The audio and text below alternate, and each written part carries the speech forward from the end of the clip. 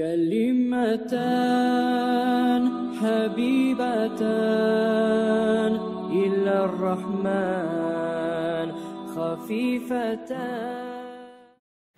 آخر hadis 855. وعن المقداد رضي الله عنه في حديث طويل. مقداد بلا مسلم. قرأ بنش أجيب على أروق إلى خبر. أودي أصحاب جمعة أصحابنا خبر لا دكتي. مقداد bin Aswad. Eşkilerini veya sütun peygamber'e varan sütun işi uyuyan. Şu ashaba, her şey ayet ettiler bize. Ondan gelen hadis.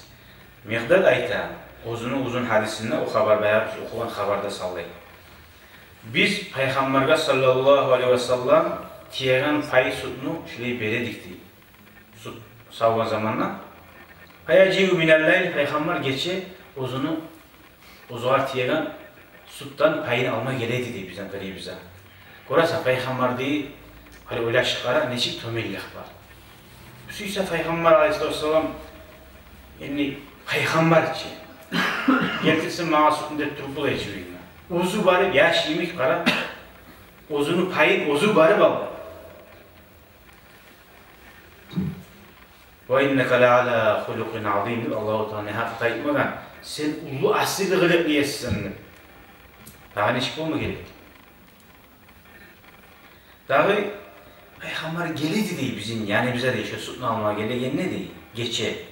Fayusallimu tasliman la yuqilu naiman. Salam veredi alay kuyla değil. Yuhlayınsa yuhlayan adamı da ayık dilmeyin kuyla değil. Assalamu aleykum. Ve yusmi'ul yaqdana yuhlamayan adam eşitten kuyla değil. Faca'an nebiyyü bir gün Peygamber aleyhisselam geldi. Salam verdi, salam vereyim kuyla dedi. Son kalan haberi var hiç. Kaldığı sohbatta haberleri. Şu haberin haberleri. Bu da neye eskildi bir yerin bizge bu hadiste Peygamber'in salam vereyip aylasın. Meclislerde bulamaz salam girip gelebilir. Assalamu aleykum. Şu nege namaz eden adam var. Kur'an okuyan adam var. Hatta Kur'an okumada yaramayı, yuhlayan adam olsa masalan. Okuyla namaz eden adam var olsa da meclislere girdiğinde beyik kıçıyıp salam vermeyi şarttı bu. Assalamu aleykum ettim. Birine işten boldu. Yengil kuyla. Peygamber'in salamı yarayı bir cihim var yerde bir assalamu aleykum'lu bir cevablandın eşittir. Meclisler gidiyenler şöyle yerlerde astara salam vermek değiştirir. Yuhlayan adamlar var yerde.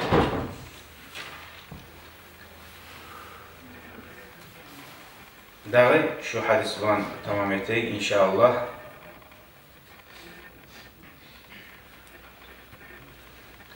Daha Peygamber aleyhisselam kop atılarını görüp oturup onlara salam verdi, işaret etti, kolu bulan deyip gelen hadisler var.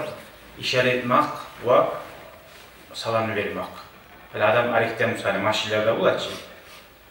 Sen kışçıda bu arada salam verdi bayken terezesinden kışçılıp olmaysan hiç öyle getip bana adamına salam veremiyorum de.